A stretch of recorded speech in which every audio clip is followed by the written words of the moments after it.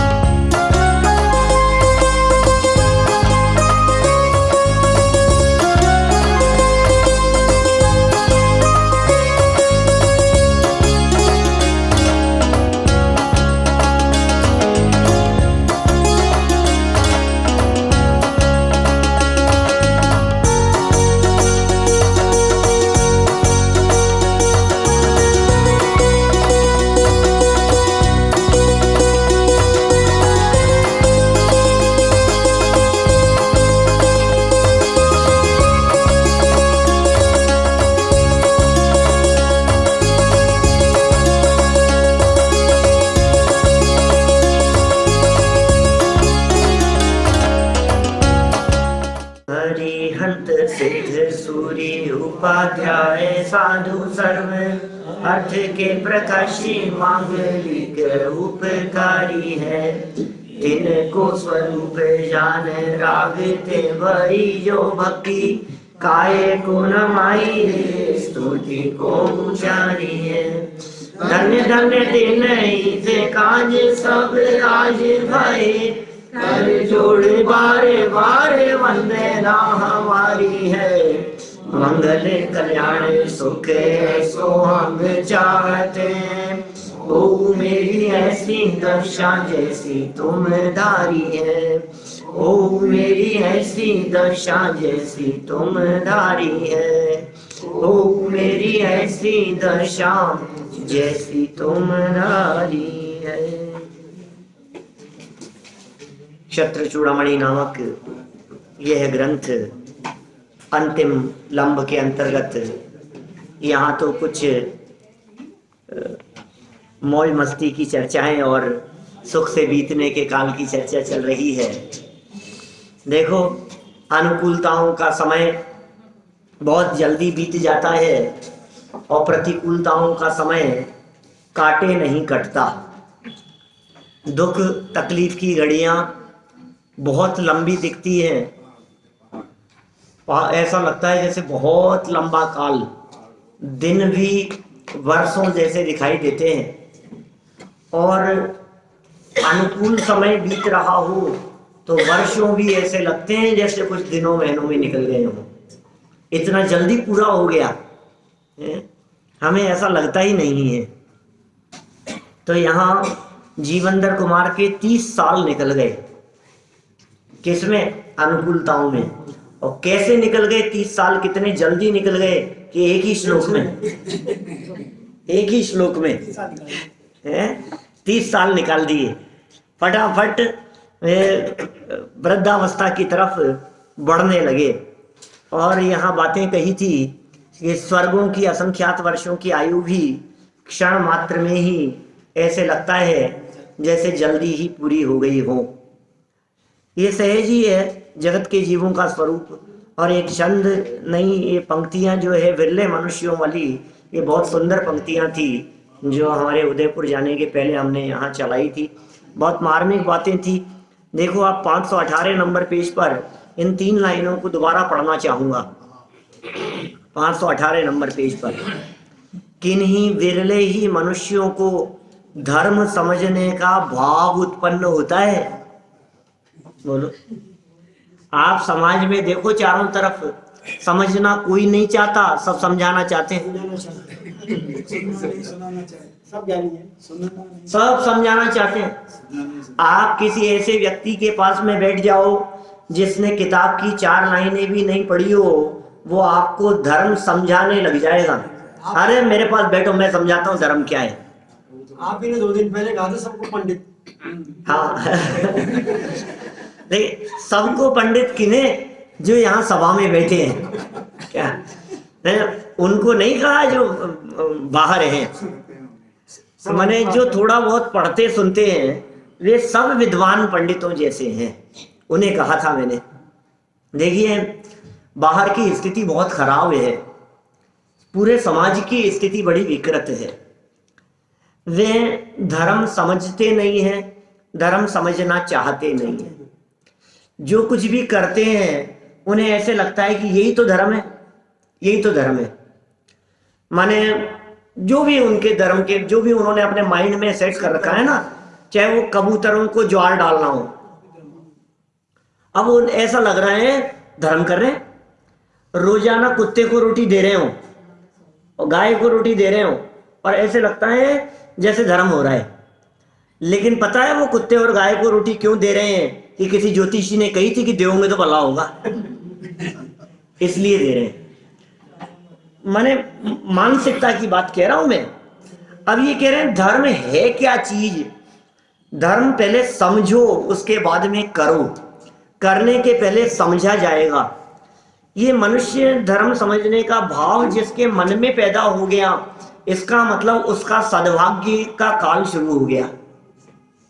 बहुत भाग्यशाली हैं वे जीव जिन्हें ऐसा विचार भी आता है कि अरे जिस जैन कुल में हमारा जन्म हुआ है, आखिर ये धर्म क्या है, आखिर यहाँ कैसी धर्म की बातें बतलाई गई है, इस धर्म का क्या स्वरूप है, आचार्यों ने क्या लिखा है, शास्त्रों में आगम में क्या बातें बतलाई गई है।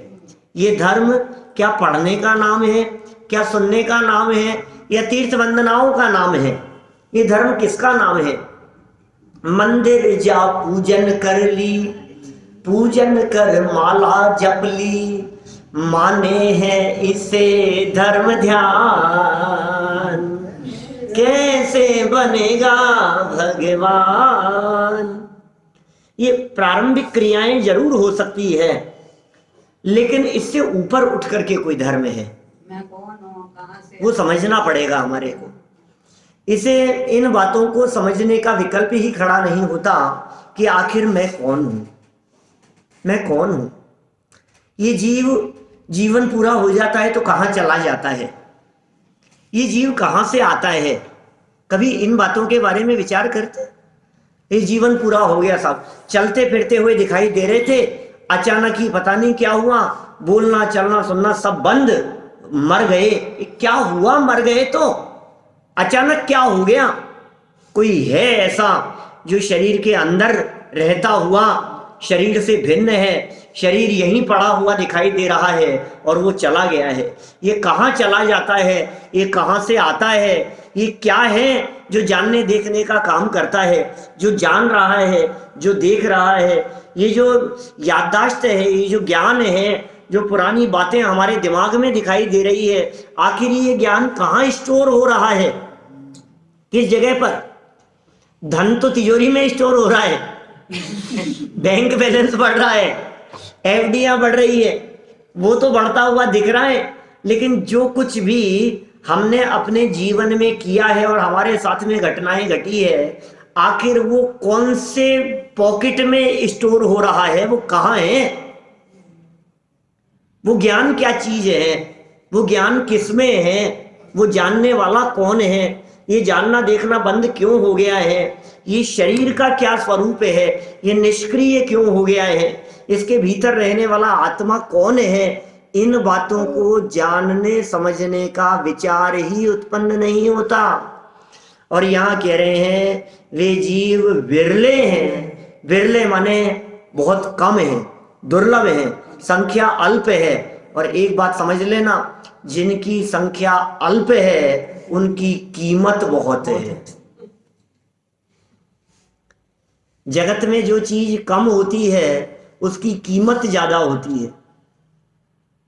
देख लो आप, ये जो कुकरी शुकरी के पेट में 8-8 10-10 एक साथ पैदा हो जाते, 10-10 12-12 जन्म ले लेते, बोलो। लेकिन ऐसा सुनते हैं हम कि शेरनी के 12 साल में एक बच्चा होता है, बोलो। सर्पनी के हजारों होते हैं, हजारों लाखों की संख्या में एक साथ सर्प के, मालूम है? वो यदि ना मारे, मान लो वो सर्प ही कुंडली बना करके जहाँ जन्म देता है ना, वो सर्प खुद ही निगल जाता है। इतनी भूख लगती है, हाँ, भोजन का साधन नहीं, और उनको ही निगल जावे, और हजारों को खुद ही सर्प निगल जाता है, खा जाता है। और फिर उनमें से कुछ जो 2-4 जो बच करके इधर उधर निकल जाते हैं ना, भाग जाते हैं, बस समझ लो वो इतने सांप हैं दुनिया में, इतने दिख रहे, ये है हाल। खैर, कुदरत की व्यवस्था इसी तरह की है। ये कह रहे हैं यहाँ पर कोई विरले ही व्यक्ति ऐसे होते हैं जिन्हें धर्म समझने का भाव आता है, नहीं तो सबने धर्म के नाम पर अपनी अपनी परिभाषाएं बना रखी है। गाय को चारा डालना भी, बंदरों को केले खिलाना भी, हॉस्पिटल में जाकर के सेवा करना भी, तीर्थ यात्राओं पर ले जाना भी, खूब पूजन विधान अनुष्ठान कराना भी, और न मालूम क्या क्या। हमने ये मानव धर्म हो सकता है, ध्यान देना, ये मानव सेवा, ये मानव धर्म है, लेकिन ये जैन धर्म नहीं है। आप समझ रहे? माने ये जिस धर्म की आप बात सोच रहे हैं, या जिसे जगत के लोग धर्म कह रहे हैं, ये तो मानवता है, होनी चाहिए, होनी चाहिए। ग्रस्त के जीवन में पशुओं के प्रति करुणा का भाव आता है, ठीक है, होगा। और अकेले जैनियों की बपौती नहीं है, हिंदू लोग भी, मुसलमान लोग भी, सब दूसरी जाति संप्रदाय वाले लोग भी, वो भी सब करुणा भाव से बचाते। ऐसे ऐसे भी ऑर्गेनाइजेशन, संस्थाएं, एनजीओ काम कर रहे हैं यहाँ समाज में, जो पशुओं की सुरक्षा के लिए हैं, वो जैन नहीं है। अभी देखो आप, दिसंबर चल रहा है, मकर संक्रांति नजदीक है, महीना भर है, खूब पतंगे उड़ेगी, और पक्षियों की सुरक्षा के लिए जगह जगह पर कैंप लगे, कबूतरों को बचाने के लिए, चिड़ियाओं को बचाने के लिए, पक्षियों को बचाने के लिए, घायल पक्षियों की सुरक्षा के लिए। वो उसमें धर्म मान रहे हैं, वो जैन नहीं है। जैन भी हो सकते हैं, लेकिन ये जैन धर्म नहीं है, मैं ये कहना चाह रहा हूं। तो धर्म समझने का भाव जिसे उत्पन्न हो, ये लाइन दी है यहां, किन्हीं विरले ही मनुष्यों को धर्म समझने का भाव उत्पन्न होता है। अब सुनो, भाव उत्पन्न तो हो गया, आगे बढ़ो। भाव तो आया था समझने का, फिर क्या हुआ? अब कौन समझे बाबा, किसके पास टाइम है, निठल्ले लोगों का काम है। धर्म समझना और समझाना ये तो रिटायर्ड लोगों का काम समझता है, फ्री लोगों का काम समझता है। ये धर्म का काम साहब मन्नालाल जी साहब ऐसा समझता है कि साहब ये तो जो जिनकी उम्र हो गई है ना, अब धर्म तो उनके करने का काम है। अभी मेरी उम्र में कौन धर्म, ये कोई धर्म करने की उम्र है क्या? अभी तो कमाने की उम्र है। हमें ये समझ में नहीं आता है, ये धर्म करने की भी कोई उम्र होती है क्या? चावड़ा जी साहब ऐसा लगता है धर्म करने की, अब रिटायर्ड हो गए ना, अब फ्री हो गए, अब धर्म कर लेंगे हम। क्यों, धर्म की कोई उम्र होती है? अच्छा, मृत्यु के लिए कौन सी उम्र है? मौत के लिए कौन सी उम्र है सुबोध जी? आयु प्रमाणी है ना, कभी भी हो सकती है ना। तो भाई जब मौत किसी भी उम्र में आ सकती है, तो धर्म किसी भी उम्र में क्यों नहीं किया जा सकता है? युवावस्था में विशेष रूप से किए जाने के संकेत हमारे आचार्यों ने दिए हैं। ये कहते हैं अब उनमें भी किन्हीं विरले ही मनुष्यों को धर्म समझ में आता है। कितना भी समझा लो, समझ में नहीं आता है। जैसे कहते हैं ना भाई, इसके बस की बात नहीं है समझ, क्योंकि वो ऐसा गाढ़ा मिथ्यात्व चैठा हुआ होता है, ऐसी मान्यता इतनी कठोर दिमाग में बैठी हुई होती है कि उन्हें कोई दूसरी बात सूझती ही नहीं है, उन्हें सच्चे धर्म की बात समझ में नहीं आती है। ये जिन्हें समझ में आता है वे बहुत दुर्लभ हैं वे मनुष्य। और गजब की बात, समझ में भी आ जावे, फिर कहते हैं उनमें से भी कुछ विरले ही मनुष्य धर्म को जीवन में उतारने का प्रयत्न करते हैं।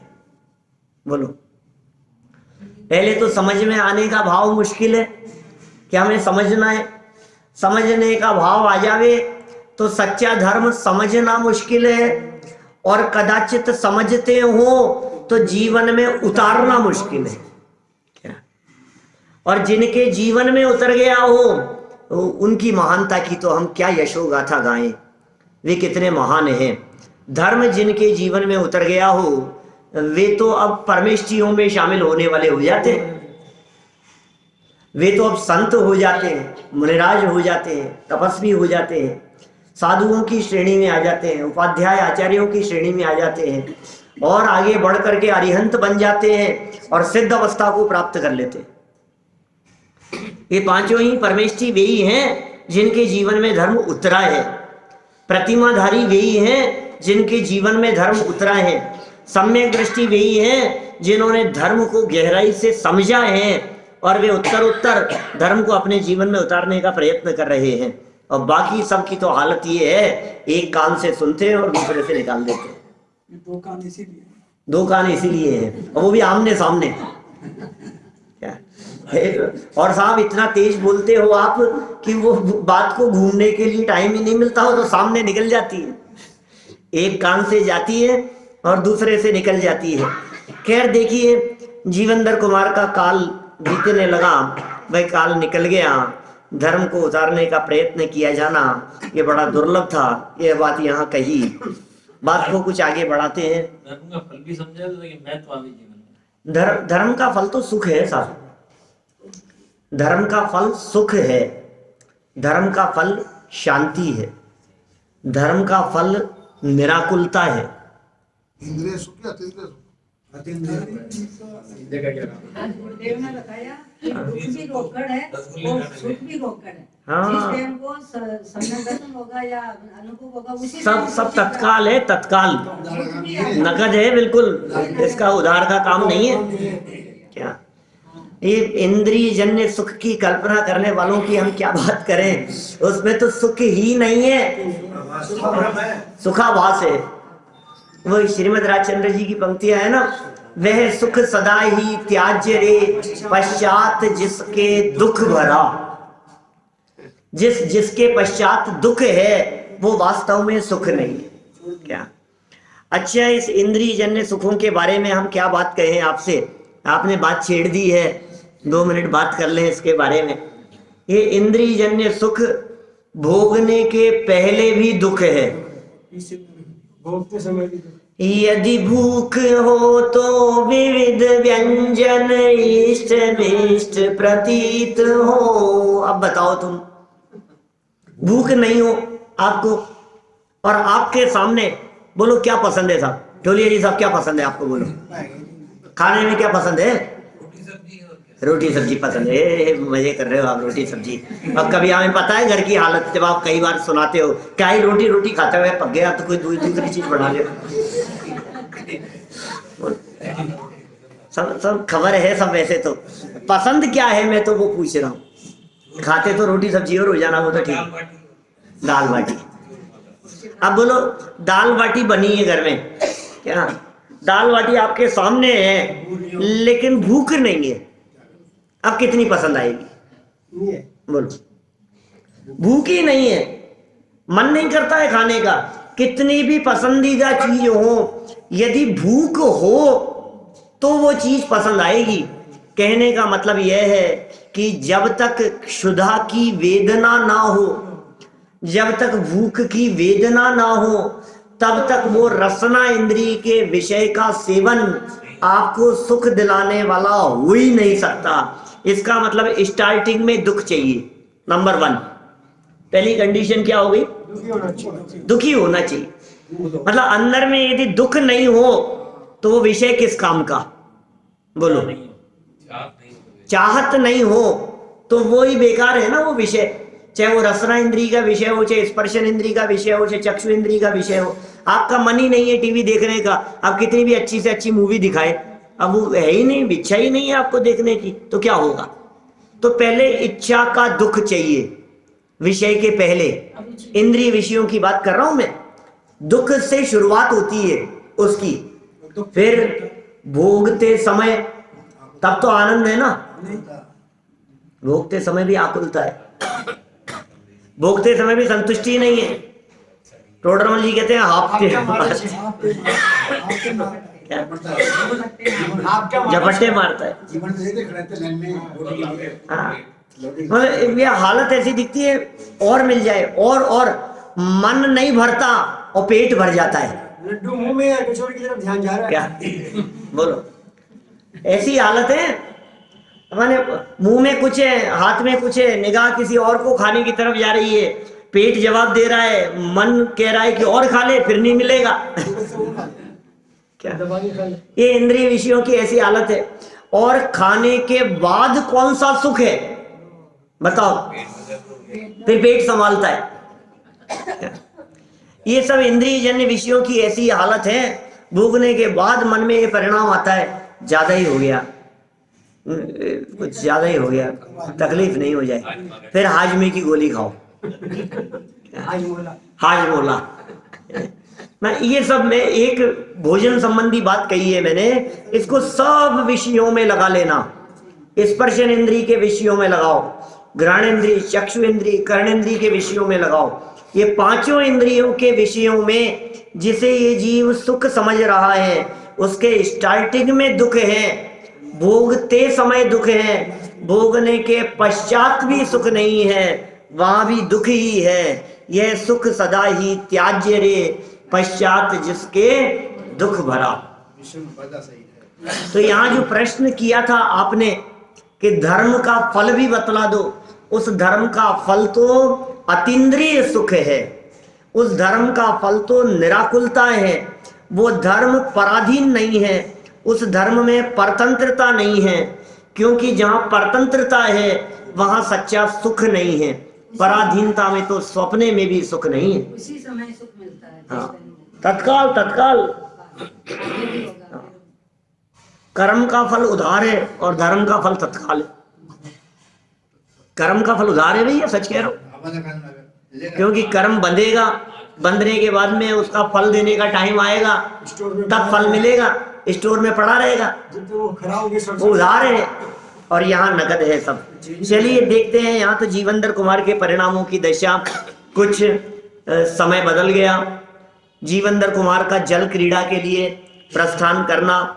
ततः कदाचित स्यासी जल क्रीड़ा महोत्सव वसंते सह कांताभिरष्टाभिरति कौतुकात्। इसके अनंतर कभी वसंत ऋतु में अपनी 8 स्त्रियों के साथ अति कौतूहल से इन जीवंदर कुमार ने जल क्रीड़ा का महान उत्सव किया। 8 दिख रही हैं स्त्रियां, क्या चित्र में 8 दिखाई दे रही हैं। लगता है कि जाने को भी ऐसा तो भाव आता है। अब वैरागी नहीं है ना, त्यागी नहीं है ना, गृहस्थ है ना, गृहस्थ है भी। गुणस्थान तो चतुर्थी ही है, चतुर्थ गुणस्थान से बाहर तो ऊपर तो नहीं चढ़ा है अभी। और चतुर्थ गुणस्थान की भूमिका में तो 8 क्या 96,000 तक का भाव आ जाता है। चौथे गुणस्थानवर्ती क्षायिक सम्यक दृष्टि भरत चक्रवर्ती जैसे तद्भव मोक्षगामी अल्प काल में थोड़े समय में दीक्षा लेकर के अंतर्मूर्त में केवल ज्ञान और मोक्ष भगवान बनने वाले हैं। 96,000 विवाह करने का, 6 खंड की विभूति को जीतने का भाव आ जाता है।